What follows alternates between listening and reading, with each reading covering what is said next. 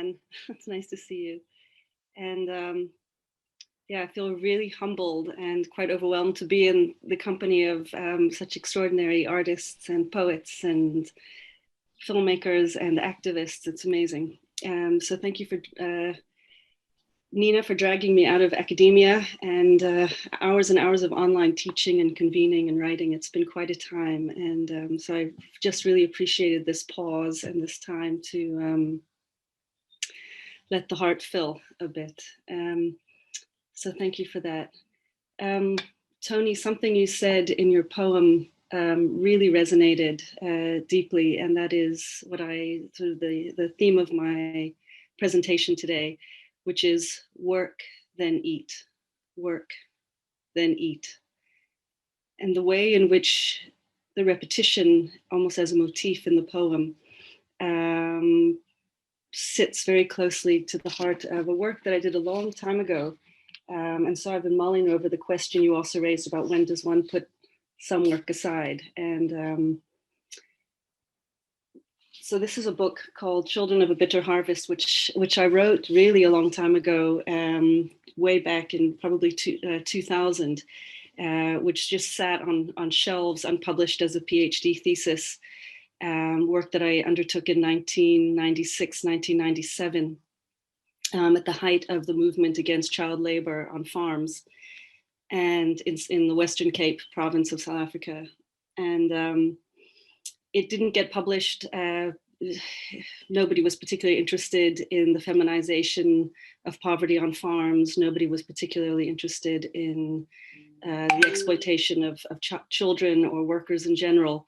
And it wasn't until 2013 with the uprisings, both the Marikana massacre and then the egregious state violence and power, which then created an opening for the most exploited class of workers in the Western Cape, which is in the wine industry and in the farming industries, to rise up and begin to burn vineyards and make a claim. And the HSRC at that point sent me an email and said, "Didn't you send us a manuscript many years ago about this phenomenon?" So I said yes, and so hence the birth of this book, which was a PhD, which I really struggled to write up as a book because it transgressed from the time of child slavery at the Cape all the way through until 2010.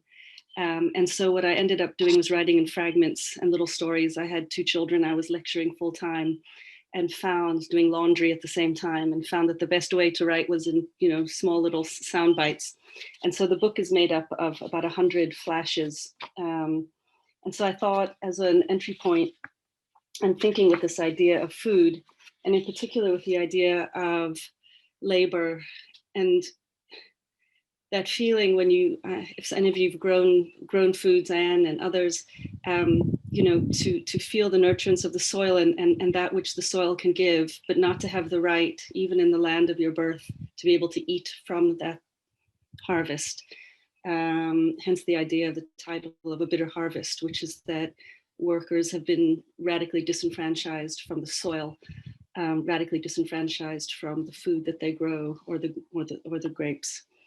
So just as a way to link us to some, Nancy's idea of Dutch colonialism and where this book begins, I've just chosen a few flashes to read. I hope that's okay.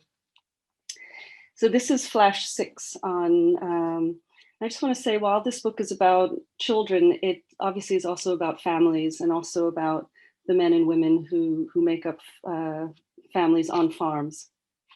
And I want to think very closely with Derrida's idea of hauntology, which is the idea that the past is always with us in the present, which is sometimes what makes it so difficult to leave work aside, because we keep seeing the same patterns popping up. So when I was in Worcester, which is about an hour, for those of you who aren't from the Western Cape, Worcester's about an hour from Cape Town, and there's a museum there, the Klein Plaasie Museum, and in the museum is a small library, and it has all of Jan van Riebeck's diaries, handwritten, which are haunting in the real sense of the word. So 17th of April, 1658. This morning, beautiful clear weather. We have begun to make preparations for the establishment of a school for the company's Angolan slave for the company's Angolan slave children from the Amersfoort. School will be held in the morning and afternoon, teaching them correct Dutch language. To animate their lessons and to make them really hear the Christian prayers, each slave should be given a small glass, a mug or cup of brandy, and 2 inches of tobacco. A register must be established and names should be given to those who do not have any names. Within a few days, these slaves will be brought under a proper sense of discipline and become decent people. That was 1658. So I want to move ahead to a flash of a young girl who also she, for all intensive purposes, has also been stripped of her name, her agency, working in another town not far from Worcester called the Durans. And she said to me, she was 12 years old at the time, "It was my first day at work. I took some grapes, put them into a sack, and brought them home into the open lorry. I didn't think that I was doing anything wrong. I wanted my grandmother to taste the grapes, so I cut a bunch at the end of the day. The old man, the driver, checked in my bag and found the grapes. He shouted to the farmer in his walkie-talkie. The farmer instructed the driver to fire me and everyone else in the lorry because now he didn't trust anyone. We all lost our jobs. There were about 50 of us. We were lucky because it was only 1 week before school started, so we didn't miss out on too much. But for the adults, it must have been terrible. The next year, I went to a different farm. It's from a young girl named Olwetu, who carried the burden of having just wanted her grandmother. She worked on a farm that grew red globe grapes, which are these massive round grapes. They're really delicious. And she just wanted her grandmother to taste them. And she had labored, all day. And just so you know, the grade A grapes, which grow in the Durans, in order for them to receive the grade A status, they have to be trimmed like the continent of Africa. So the kinds of grapes, bunches of grapes you see on the covers of foodie magazines, they've got the horn and they look like that. And that's not the way grapes grow on the vine. They're quite wild. And so workers, mostly women and children, would stand underneath those vines, which had the trellises to protect them from the shade, and literally curate, to use a word from the arts, to curate these bunches. And the heartbreak that she wasn't able to eat these sweet grapes or give them to her grandmother without this horrible punishment of having the whole lorry, which was 52 people, lose their seasonal work. Quite horrendous. Okay, so just want to move to another flash around the space in which food is grown, but which cannot be eaten. Let's walk. La Maison is a farm, bucolic in appearance and with a massive magenta bougainvillea lacing its entry. For the farmer and the farmer's family, it is a kind of a paradise. It is 60 paces between the farmer's opulent home and his workers' less than opulent quarters. It takes less than a minute to walk from one world to another, where words like home, food, family, future, work, childhood, harvest, hands, death, land, and inheritance find no easy translation across the short but sharp divide. What is held in language on either side of the farm is partly the task of the ethnographer to uncover. Stanley Cavell argues that when we teach children to associate words with objects, we also initiate them into the relevant forms of life held in language and gathered around the objects and persons of our world. Now, so if I were a sociolinguist, which I'm not, I can barely say it, I would develop a dictionary that captured the senses of words as they lived across the worlds of children on either side of the 60 paces.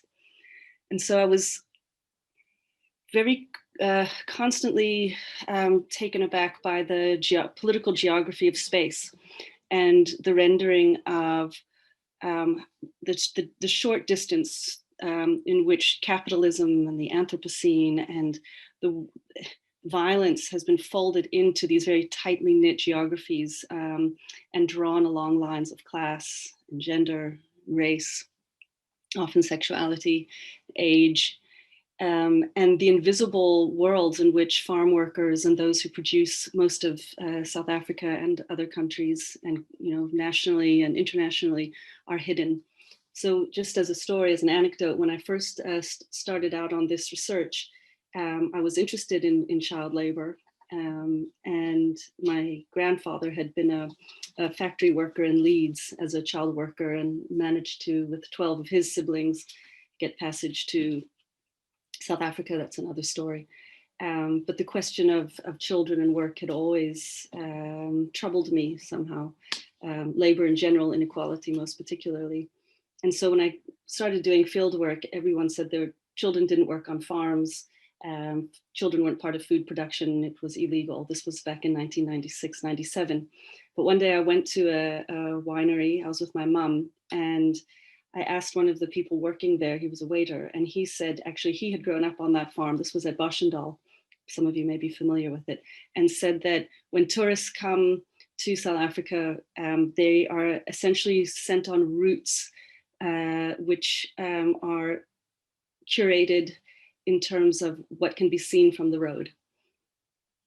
The exquisite, if you think, or oppressive architecture of the Dutch farmhouses, the vineyards, these what he called the display vineyards, those which are all along the roadside and your eyes can stretch back into the slopes of the mountains. And he said, but where the workers live in much more derelict housing, and where children work, and where one can really see the conditions of labor itself, where the spraying of pesticides without protective gear, the production of food itself is violent on all levels. He said you would have to go back into that hinterland to be able to see what's actually happening. And so from 1996 until 1999, that's what I did. I lived in Rawsonville, I lived in Worcester and in the Slangenhoek Valley, and tried to trace out stories of people whose lives were largely absolutely not told in the stories that you see on commercials for the wine that's sold. And so I worked, let's see, how am I doing for time? Okay, I'm okay.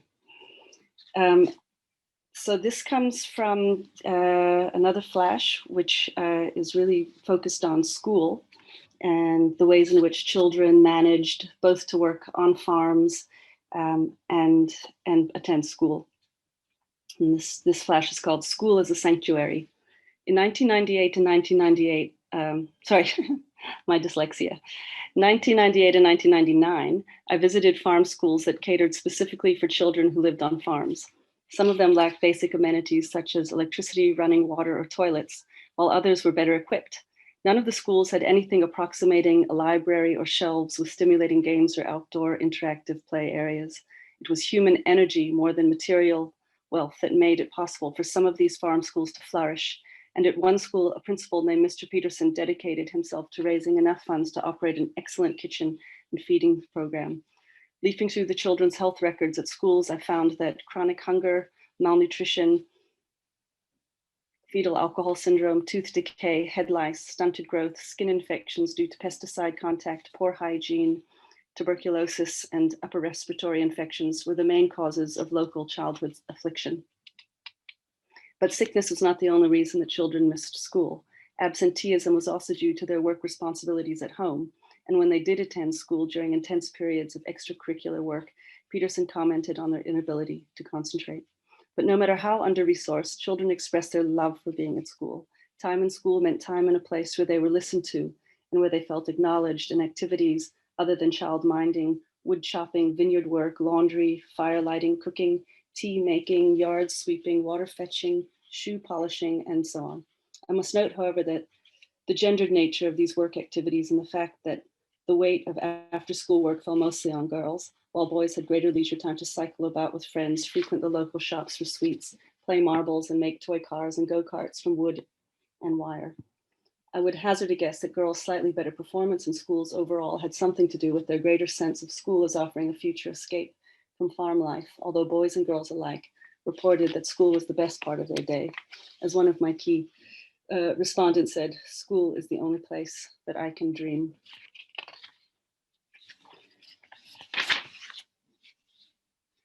So just one other story. Recently there was PLAS held a women and farm workers symposium. And I invited some of the young kids who I'd worked with in Rawsonville and Worcester to the symposium with me to participate with other activists who were really encouraged by the increasing visibility of women's rights on farms in the wake of the 2013 protests. And I just wanted to share one story in which one of the young girls who I met, Sana, she had been granted a matric result. She wanted to become a school teacher and attend a college in Worcester. And I managed to assist her and help her get a place in the college, find financing from an outside source. And the farmer essentially told her that if she accepted the bursary and her placement in the college, her whole family, including her much older mom and dad and her siblings, would be displaced from the house on the farm. And even though there were laws passed that would not allow evictions as such, at the end of the day, farmers really do find loopholes in this legislation, so that if Sana, as one of the main productive farm workers on this particular farm in Rawsonville, didn't adhere, her whole family would lose the farm. And so one of the challenges that activists have is trying to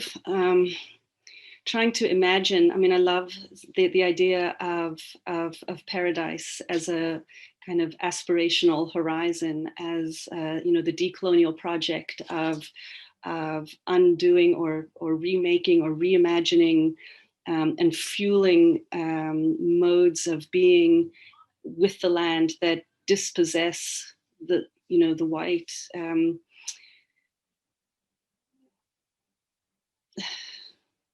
total ownership of the land that gives rise to food and production and all of the horrors that go with it, that need to be disassembled.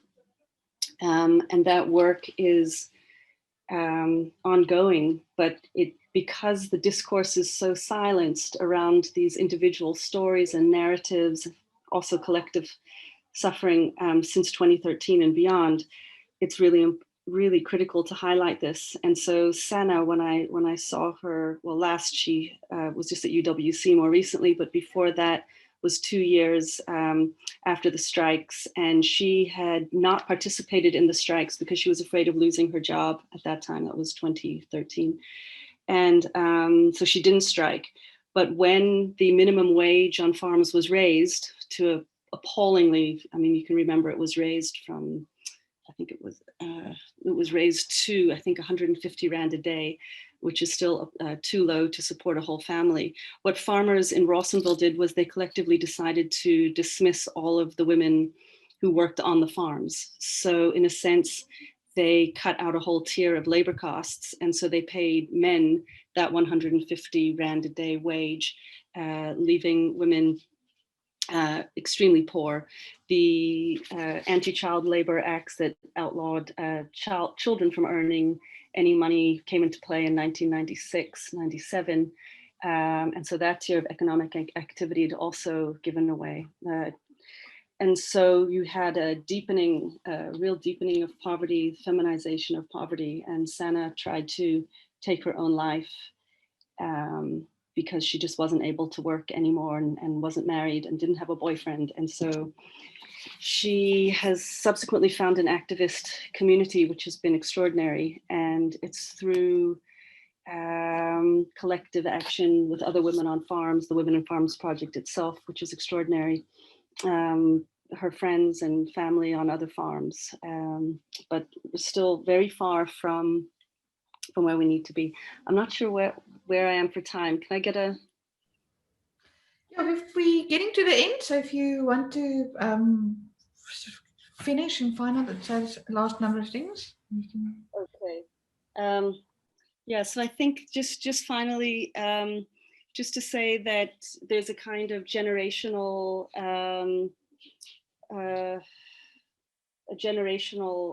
theme that runs through farm labor and the production of food, in which women and girl children suffer to an inordinate extent.